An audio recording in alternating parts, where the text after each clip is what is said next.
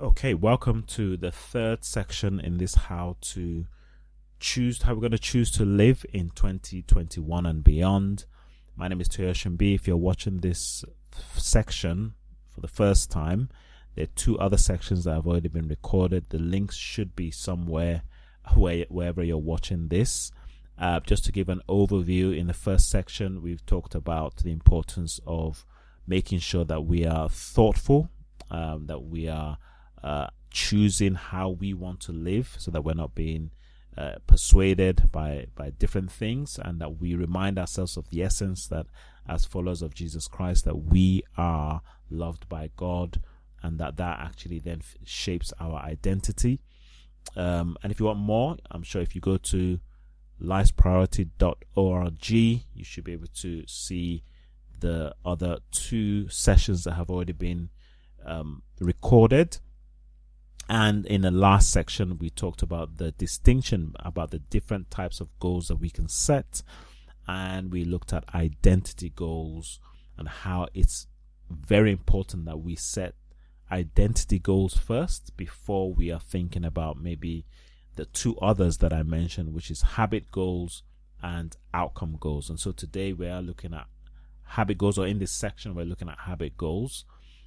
We've just gone back, and I'll just go back so that you can see where we ended out. We talked about identity goals. We gave some examples about I want to be more loving, I want to be a servant leader of others, I want to be a caring person, a more courageous person, I want to be more faithful.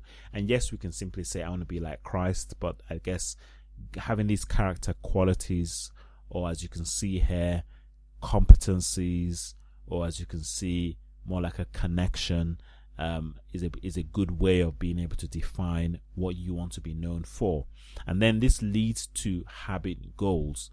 Now, habit goals are really important, and for me personally, this is an area where I've had to learn about the distinction between outcome goals and habit goals.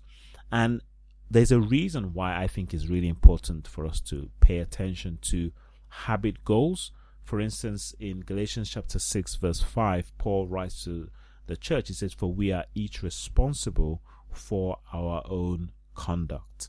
And habits is what creates that conduct, that culture. These are things that we do daily, weekly, monthly, that then becomes our way of life. And we might not realize about the power of habit goals, that actually, if we set the right habit goals, they would lead us down the path that where we want to go. There are many poems and different writings that you can read about, the choice that we make, that it ends up leading to our destiny. I'm sure maybe you've heard about that one. But habits are difficult, and creating habits is perhaps the most challenging part that we face when it comes to setting goals. And we might not realize that. And Paul did acknowledge that when he said that, "But I discipline my body and make it my slave." And in order for us to change and renew our mind, we have to have this in mind, that it's going to take a lot of effort and that it's going to take a lot of work. And as we said, Paul being an example, he says all athletes are disciplined in their training. I discipline my body like an athlete, training it to do what it should. And we know that when athletes are training for instance, the Olympics, and how they get very strict on their diet, and they know when they need to train, what they need to eat. And as Paul puts in 1 Corinthians chapter 9, that it's for them to win a prize that would eventually fade, but we are actually going for a crown as a prize that it will not fade. And for me personally, whenever I think about this, I just remind myself that how much am I putting into my own development, my own walk with God. And yes, it's important to understand the distinction between what was mentioned in the first video about the things that God has provided for us, the freedom, the things that we didn't work for, which is His love, His salvation, His grace, His mercy, all that, no work at all. We just have to believe, right? But then in moving forward, in becoming the people that God wants us to become, the Bible does talk about making every effort. It actually says that in 2 Peter chapter 1 verse 3, or verse 5, make every effort.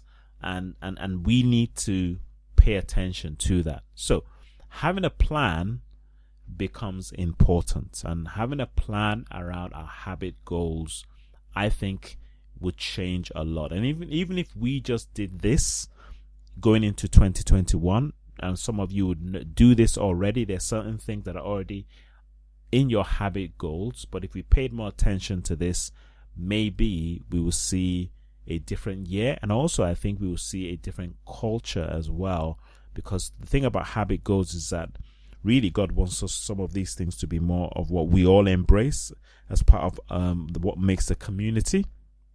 So areas that we can set habit goals would be, different categories. If we were to think about life broken into different categories, that yes, they do all interlink and it's holistic, but I think it's important for us to realize that it's the habit goals in these different areas that accumulate to make us a well-rounded person. So obviously we can have goals around our relationship with God, time we spend with God, the habit of a daily routine around connecting with God is absolutely important. If you're married, a habit around connecting with your spouse would be important. If you have children or you're with your family members, there's some habits that you might want to put in place there with relationships, with your own personal development, whether it's spiritual, as we talked about with God in particular, but also whether it's mental, whether it's emotional, whether it's physical. That's another area that you might want to set some habit goals. And then in the area of finances, another area that would be important for you to set or some habit goals: ministry, helping people come to a knowledge of God, or serving in different capacities using your gift, and then work, and then also a hobby. So here's the thing, right? In the past, I've sort of set what I would call more results goals in these areas, and I've realized that, well, yes, there might be, a result goal in some of these categories, but if you've got result goals in all of these categories, then it's very hard to achieve. And so this is the area where I think is the distinction between this is how we live, daily, weekly, monthly. And I think that there should be at least one habit goal in at least 6 or 7 of these categories in order for you to be able to live a well-balanced life. So let me give you an idea of what this potentially might look like as you reflect on this. Because remember, these habits have got to be either daily, weekly, or monthly. So what habits do you want to practice? So when you think about daily, right, you might want to leverage on some of these ideas, right? And because it would really help you to be more aware of how you're spending your days. So daily time with God, pause during the day to be aware of God's presence. That's more like an hourly or every 2 hours or so. It could be quarterly. You could have something in your mobile phone that just simply reminds you just to, where am I doing? What am I doing right now? There's a lot of talk about the power of mindfulness and how we drift through our day. And as Paul said at the beginning of the very first video, I mentioned that we can't be doing things carelessly, thoughtlessly. We need to pay attention to what's going on. Daily planning time, maybe just starting the day and saying, here are the 3 things I need to get done today. Daily reflection time, asking, how did the day go? Daily encouragement to others, so that we're not just absorbed in what we are doing, but we're also thinking about other people. These could be daily habits that you might want to incorporate into your thinking. And I have this, and I realize that when I don't do this, most of the time, I ask myself, how was my day?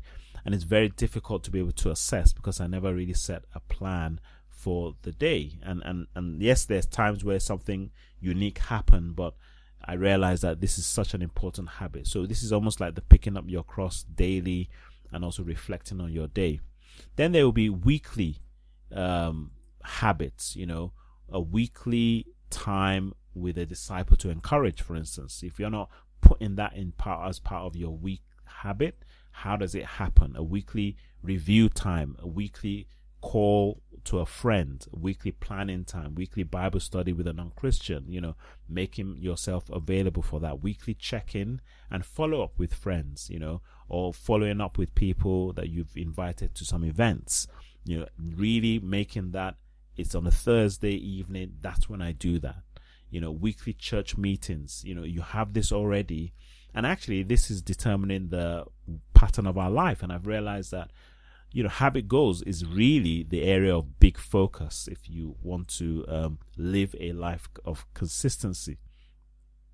Then you have monthly habits. That could be monthly time. It could be a date with your spouse, monthly outing with out with the family, or contribution to a charity, or different things that you can simply say. So what are some of the things that it's more like a once a month? You can even go as far as doing once a quarter, and obviously once a year. So planning in this way is really important, and planning your habit goals could lead you to schedule your habit practice so that you are quite clear on when these things happen.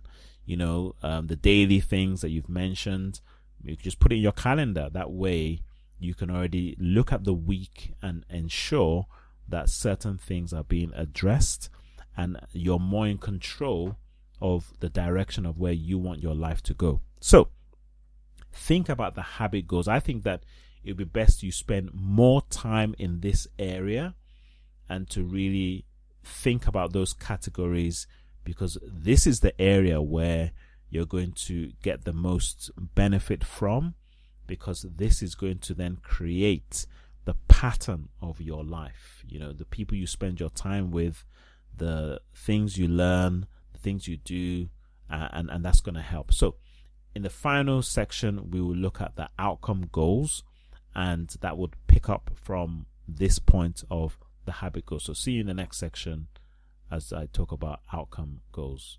Thank you.